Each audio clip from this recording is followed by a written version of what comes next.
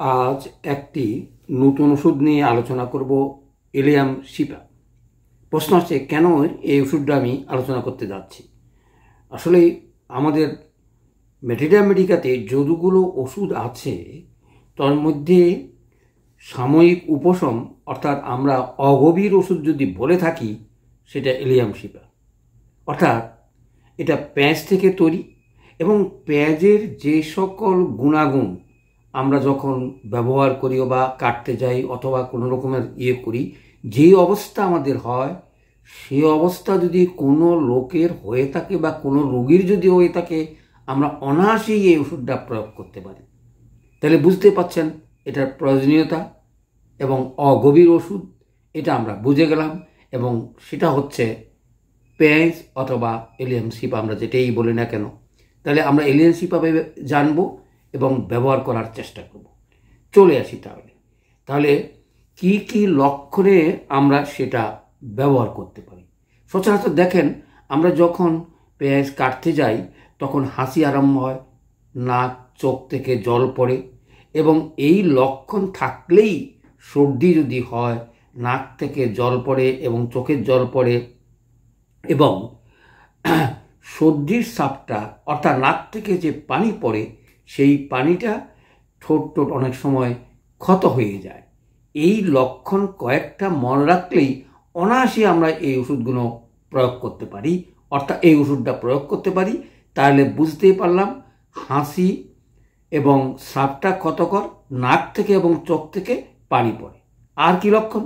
শুষ্ক কাশি যদি হয়ে থাকে, তারপরে পেটে বায়ু যদি হয়, তারপরে স্নায়ু অ্যালার্জেটিক পেইন এবং অনেক সময় স্নায়ু ব্যথা যদি হয়ে থাকে অথবা ওই লক্ষণ ভিত্তিতে যদি হয়ে থাকে, অর্থাৎ সর্দি আছে এবং তার সঙ্গে সঙ্গে স্নায়ু ব্যথা মাথা ব্যথা আছে, তাহলে অনায়াসে আমরা এই ওষুধটা ব্যবহার করতে পারি। এবং সচরাচর গলা ব্যথাতেও ব্যবহার করা যায়। আর গরম ঘরে যদি বৃদ্ধি হয়, সন্ধ্যাবেলা বা গরম ঘরে যদি সর্দি কাশি বা যে কোনো রোগ অনেক সময় বাড়লে আমরা প্রথম অবস্থায় কথা হলো এই লক্ষণগুলো প্রথম স্টেজে যদি যে কোনো রোগের পাই, আমরা অনায়াসেই ব্যবহার করতে পারি। তাহলে চলে আসি, অর্থাৎ আমরা লক্ষণগুলো মনে রাখি, ওষুধটা প্রয়োগ করার চেষ্টা করব। প্রশ্ন আসছে, আমরা যারা সাধারণ ছাত্র, আমরা যারা ফার্স্ট ইয়ারে পড়ি, এত কিছু জেনে আমাদের অনেক সময় রোগ নির্ণয় করা বা লক্ষণগুলো মনে রেখে ওষুধ প্রয়োগ করা কঠিন। সেই সুবাদে আমরা কি করি, অনেক সময় রোগগুলো মনে রাখি, অর্থাৎ রোগ মনে রাখলেই আমরা ওষুধটা সহজেই প্রয়োগ করতে পারি। তাহলে চলে আসি, তাহলে কি কি রোগে ব্যবহার করা যায়? শিরপীড়া, হুপিং কাশি, কানে ব্যথা। আমি কানে ব্যথা নিয়ে একটু আলোচনা করার চেষ্টা করব। প্রথমেই বললাম সর্দি এবং সর্দির ক্ষত যদি থাকে, অর্থাৎ সর্দির স্রাবের ক্ষত যদি থাকে, সেখানে আমরা ব্যবহার করতে পারি। তাহলে কান ব্যথা থেকে, কান ব্যথার সঙ্গে আমরা যদি ওষুধের তুলনা করি তাহলে আমরা বলতে পারি পালস এবং ক্যামোমিলা। পালসের করুণ সুরে কান্না করে কানের ব্যথা এবং কোনো রকমের মেজাজ তার করে না, অর্থাৎ পালসের যে লক্ষণ আমরা যেগুলো পড়েছি সেগুলো আমরা যদি রুগীর ভিতরে পাই, করুণ স্বরে কান্না করে কান ব্যথার কারণে, তাহলে আর রাগের কারণে ওষুধ হলে তাহলে ক্যামোমিলা। কোনো জিনিস পুড়ে দিলেও প্যান প্যান করবে, কোনো জিনিসে তার ধরতে বা ইচ্ছে করবে, দিলে সেটা ফেলে দেবে। অর্থাৎ মেজাজ খুব কড়া যদি থাকে, সেই সময় যদি কানের ব্যথা হয় এবং কানের ট্রাভেলসে আমরা এই দুইটা ওষুধ ব্যবহার করতে পারি। তৃতীয় ওষুধটা যদি বলি, আমরা অনায়াসেই আমরা এলিয়াম সিপা ব্যবহার করতে পারি। অর্থাৎ সর্দিও আছে, কানে ব্যথাও আছে।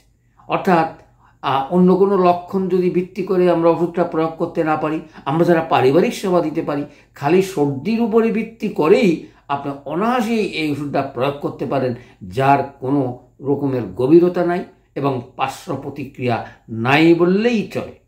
তবে শততম পদ্ধতির কথা আমি বাদ দিয়ে কথাটা বলছি। সিলেকশন যদি করেন, আমরা চলে আসি আর কি কি রোগে ব্যবহার করা যায়। আমরা পরবর্তীতে আমরা শক্তি মাত্রা নিয়ে একটু আলোচনা করার চেষ্টা করব। তাহলে পেট ব্যথাতে আমরা দিতে পারি এবং স্নায়ুশূলতা বা নিউরোলজিক্যাল ব্যথা যদি হয় স্নায়ুগঠিত ব্যাপারে, আর গোড়ালি যদি ক্ষত হয়, অর্থাৎ পায়ের কোনো কারণে, জুতার কারণে অথবা মোজার কারণে পায়ের গোড়ালি যদি কোনো রকমের ক্ষত হয়ে থাকে, সেখানে আমরা এই এলিয়াম শ্যাপা ব্যবহার করতে পারি। আর সাইনোসাইটিস, ওই যে সর্দি সঙ্গে যদি সাইনোসাইটিস থাকে অথবা শুষ্ক কাশির সঙ্গে যদি সাইনোসাইটিস থাকে তা আমরা অনায়াসেই আমরা প্রয়োগ করতে পারি। অনেক সময় পেটে বায়ু হয়েও ব্যথা হয়, সেখানেও আমরা এই ওষুধটা ব্যবহার করি। প্রশ্ন আসছে যে ওষুধও জানলাম, লক্ষণও জানলাম, ব্যবহার কীরকম। যখন এই ওষুধটা সকলেই ব্যবহার করতে পারে সর্দি কাশিতে এবং তাড়াতাড়ি ভালো। প্রশ্ন আসছে সর্দি ওষুধ দিলেও অনেক সময় বলে 7 দিন লাগে, ওষুধ না দিলেও সেটা 1 সপ্তাহ লাগে। কিন্তু আপনি যদি লক্ষণ মতেন হোমিওপ্যাথিতে ওষুধ প্রয়োগ করতে পারেন, শিশু হোক, বয়স্ক লোক হোক অথবা যুবক হোক, তাহলে তার হয়তো এই সর্দি কম হয়, কিন্তু হলে আর সহ্য করতে পারে না, অনায়াসেই আপনি এই তরুণ রোগের এই ওষুধ দিতে পারেন। তাহলে চলে আসি এখন পাওয়ার বা শক্তি কিভাবে আমরা ব্যবহার করতে পারি। দেখুন, হোমিওপ্যাথিতে 7তম পদ্ধতি আছে, আবার 10তম পদ্ধতিও আছে। সচরাচর আমরা যদি বলি এটা 3C, অর্থাৎ 7তম পদ্ধতির 3, 6, 30 এবং 200 পর্যন্ত ব্যবহার করা যায়। তাহলে দেখুন আপনার কোন সময় 3x দিবেন, কোন সময় 3 পাওয়ার দিবেন, 6 পাওয়ার দিবেন এবং 30 পাওয়ার দিবেন। সচরাচর এইটুকু জানা থাকলেই আমরা ওষুধটা পাওয়ারের বেলায়ও আমরা ওষুধটা প্রয়োগ করতে পারি। 200টা সচরাচর কমে ব্যবহার করবেন এবং দিনে একবারের বেশি ব্যবহার করার চেষ্টা করবেন না। অথবা যাদের গভীরতা আছে, যাদের দীর্ঘদিনের সর্দি রোগে ভোগে এবং এই লক্ষণগুলো যদি থাকে তাইলে উপকার হবে। তবে এটা অত্যন্ত অগভীর এবং কোনো পার্শ্ব প্রতিক্রিয়া নাই, অর্থাৎ দীর্ঘদিন সর্দি রোগের অনেক সময় উপকার নাও করতে পারে যত পাওয়ারে দেন না কেন।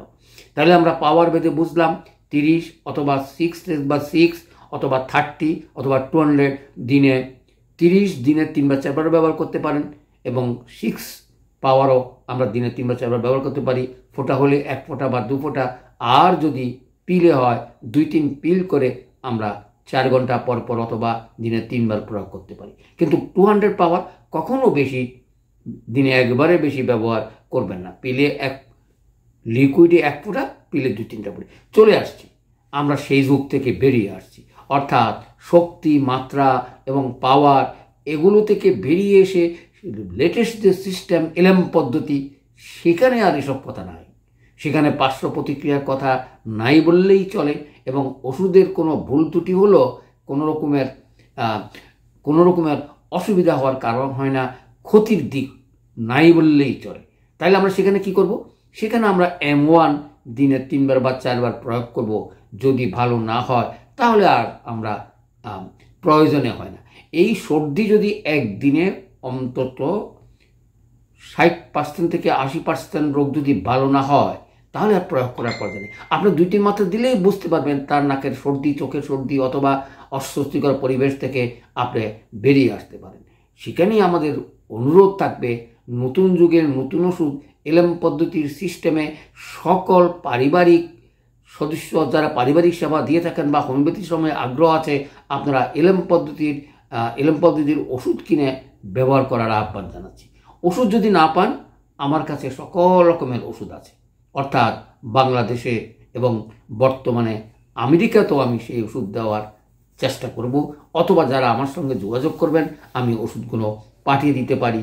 পারিবারিক কোনো শিশু সন্তান যদি আপনাদের এই সর্দি, কাশি, জ্বরে অথবা ভুগে মাথা ব্যথা, তাহলে আমি এই ওষুধটা প্রয়োগ করবেন এবং সেটা 50তম পদ্ধতির বাক্স থেকেও দিতে পারেন অথবা বাজার থেকে কিনেও আপনি প্রয়োগ করতে পারেন। তাহলে আজকের এই সুদূর আমেরিকা থেকে আপনাদের উদ্দেশ্যে বলছি, আমার ভিডিওগুলো ডাক্তার শঙ্কর স্যার ইউটিউবে প্রচার করার চেষ্টা করবেন এবং শেয়ার করবেন।